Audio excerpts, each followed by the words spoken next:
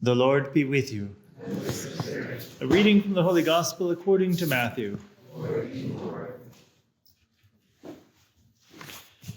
At the sight of the crowds, Jesus' heart was moved with pity for them, because they were troubled and abandoned like sheep without a shepherd. Then he said to his disciples, "The harvest is abundant, but the laborers are few. So ask the master of the harvest to send out laborers for his harvest."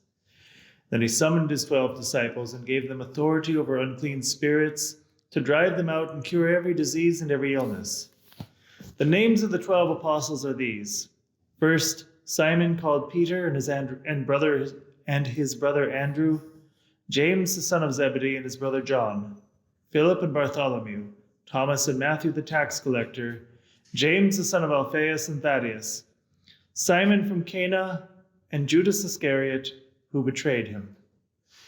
Jesus sent out these 12 after instructing them thus: "Do not go into pagan territory or enter a Samaritan town. Go rather to the lost sheep of the house of Israel. And as you go, make this proclamation: the kingdom of heaven is at hand. Cure the sick, raise the dead, cleanse lepers, drive out demons.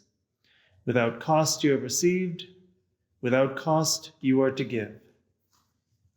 The Gospel of the Lord. Morning to everybody, and happy Father's Day to you, if you happen to be a father. So this morning, this is just a little notification. This morning I'm preaching to all the men in the church, so the women, you can tune into Bishop Barron and see what he has to say, or some other favorite preacher, but just, forewarning. As I was thinking about what it means to be a father, my imagination went to a very unlikely source. How many of you have seen the movie? I'm sure everyone's seen it. The movie The Lion King, right? I frankly am not generally a huge fan of Disney, but upon reflection, I think The Lion King really got something right. Because it was a story. It's basically a growing into manhood story. That's essentially what it is. It takes the form of lions, but it was the story of somebody making their life journey and growing into the manhood that they were called to, or if you want the Lion King-hood, that he was called to. And what happens? You have somebody who is a great father figure, Mufasa. And doesn't every father want to secretly, somewhere in us, have the voice of James Earl Jones? Wouldn't we all like to be able to talk like that? Can you imagine answering the phone? "Good morning." That's just your habitual speaking voice. So he's got this good, noble, wise, strong father who gets betrayed to his death. And what happens is the little kid, I don't even remember his name, runs away, teams up with, a pig and some little weasel-looking thing. And they essentially live the the Lion King version of a Homer Simpson life. They're just kind of goofing off and being slobs. And this is, frankly, an attraction for a lot of us. There's a strong element in our society that is preaching, okay, live the Homer Simpson lifestyle, have your man cave, aspire to, sitting in front of the TV and watching sports and drinking beer and being the eternal adolescent. And if we're not careful, we can very easily, fall into that to greater or lesser extent. And what happens is, we will never be happy. We will never be the men that we are called to be, and we will never be fulfilled. We will never be happy. We'll never leave the mark in society that we are called to leave. In the movie The Lion King, what happens is things turn around when the kid is forced to look at himself and look deeply within himself and remember who he is called to be. There's that scene when Mufasa, it appears to him, where he looks into the water and he sees the vision of his father saying, "Remember who you are. Remember me. Remember who your father is and you will remember your own identity. And that is where Disney got it really right. As men, we are called to remember, where did we come from? Remember who our Father is, and we will remember who we are meant to be. Each of us, each person in this church is made in the image and likeness of God, but when we become married and become fathers, we take on in a very special way, we take on a vocation to live kind of the continuation of God the Father's own vocation. We are called to be extensions of God the Father in everything that signifies. His wisdom, his benevolence, his strength, his capacity for sacrifice, everything, all of the attributes that God the Father has, this is what is in our DNA as men. And if we look deeply inside ourselves, not just to the surface level, the surface level temptations, which is the Homer Simpson level of existence. If we look deeper and we say, what are the deep aspirations that we have in our hearts as men? You will find your vocation. You'll find your calling. Actually, I think for all that Hollywood gets bashed, and for all that the media, the network, the commercials get bashed, a lot of those people have a very clear idea of what human nature really is. Why is it that we aspire to superhero movies or Rocky Balboa or any of these kind of heroic figures? Because they speak to something that is planted deep in our heart, a calling to sacrifice everything for a cause that is greater than us to bring about an ultimate good. That's something deeply grounded in our DNA.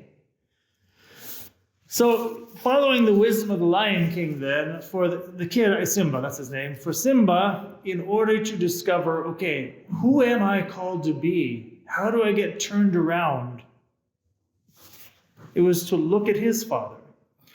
What does that mean for you and me? Well, if you and I never have any contact with God our Father, then we're not going to be able to do that.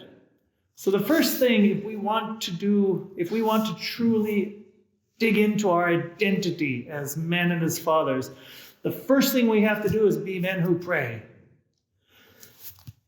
We have to put ourselves into contact with the God who is our Father. We have to be men who pray every day. If you're trying to live up to an image of somebody that you don't even know, who knows what you'll come up with, right? But if we want to truly live up to the image of God the Father that is in our DNA, then we need to be in touch with him. And the beauty is, when we are in touch with God, when we are men who pray regularly, God does the work. Kind of subconsciously, he starts to form our hearts. He starts to form our souls. And things that are buried deep inside us start to wake up. And virtues begin to get inflamed. And we start to feel good. It's kind of like doing exercise. At the beginning, it's hard. And then but after a while, it's like, hey, I feel a lot better. I wish I would have done this a long time ago. We start to feel good because we are growing into the men that we are called to be. And when that happens, the second thing is going to be this. And this is kind of the kicker, because a lot of us, it's like, oh man, I'm never going to do that. That feels weird. The father is called to be not only a man who prays, but the father is called to be the person who leads his family in prayer. In the Old Testament, if you look at, before they were official priests, the first sign of professional priests in the Bible was after Moses came down, after the Israelites had already fallen and messed up, and Moses broke the stone tablets, and God said, okay, fine. Dads, you're not living up to your vocation, so I'm going to give you professional priests. And he did, from the tribe of Aaron and everything. But before that, the father of the family was called to be the priest of the family. You'll see them doing things like leading in prayers and saying, in this family we worship the one God, and then they'll offer up a sacrifice. He's doing a priestly role. Every father of a family is called to lead his family in the faith, to teach his family the faith. to pray with the family. There's a statistic which I've cited, and I will repeat because it's always good to remind people.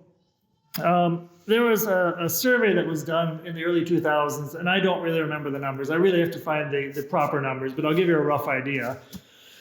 It was in one of these Scandinavian countries which aren't too religious anyway, so it was a little bit depressing, but it was like, okay, in a family where father and mother both go to religious services, probably Lutheran, quote unquote, mass, whatever they call it, every Sunday, let's say if mom and dad both go to religious service, there's say like 60% chance that their kids will grow up going to religious services on their own. And if it was only mom going, it dropped precipitously down to like, 18% or something like that. Just boom. The strange thing was, if only dad goes and mom doesn't, it actually jumped up slightly. So let's pretend it was 60%, it went to like 62 or 63%. And then if neither parent goes, you can imagine it was practically zero. It's like, what is that saying? What that's saying is that when a father takes the mantle of leadership in the faith, which we are grounded, it's in our DNA again. It's not to say moms aren't important. Of course, they're critically important. There's a whole gamut of things that only moms can provide.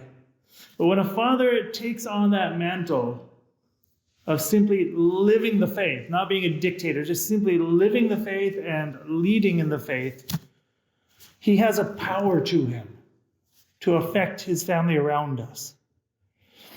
So on this Father's Day, that's going to be my invitation, just two simple things. First of all, let's challenge ourselves. How much do I pray? What does my prayer life look like? Is it an everyday thing? And if it is, what does it consist of?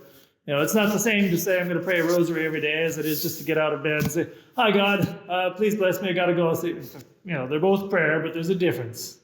What does my prayer look like? And secondly, do I lead my family in prayer in any way? Or do I lead my family in the faith? If we want to be men who truly live our fatherhood the way we are called to, then we have to look to the God and Father after whom we are patterned. We have to put ourselves in contact with him. And then we will have the peace of knowing that he'll take charge and he'll do the rest. In the Father, the Son, and the Holy Spirit. Amen.